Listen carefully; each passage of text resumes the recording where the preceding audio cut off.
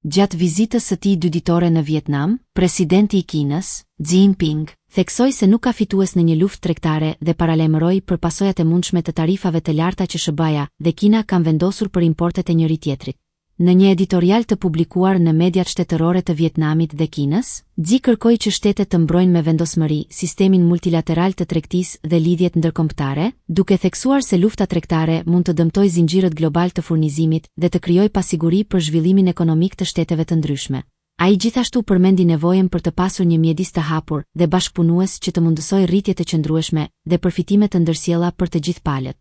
Vizita e Xi Jinping në Vietnam, vend që ka pasur një balancë të kujdesshme në marrëdhëniet e tij me të dyja fuqitë globale, ka marrë një rëndësi të shtuar për shkak të ndikimit të luftës tregtare që po zhvillohet midis Kinës dhe SBA-s, dy ekonomive më të mëdha në botë.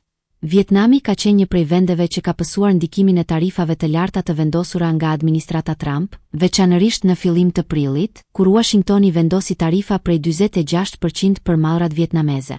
Megjithatë, këto tarifa janë pezulluar për një periudhë prej 90 ditësh. Xi gjithashtu ka theksuar nevojën për të diversifikuar burimet e furnizimit dhe për të shmangur varësinë nga një ose dy ekonomitë dominues të botës. Pas Vietnamit, presidenti kinez pritet të vizitojë Malajzinë dhe Kambodjan, duke vazhduar përpjekjet e tij për të ruajtur stabilitetin ekonomik dhe tregtar në rajon.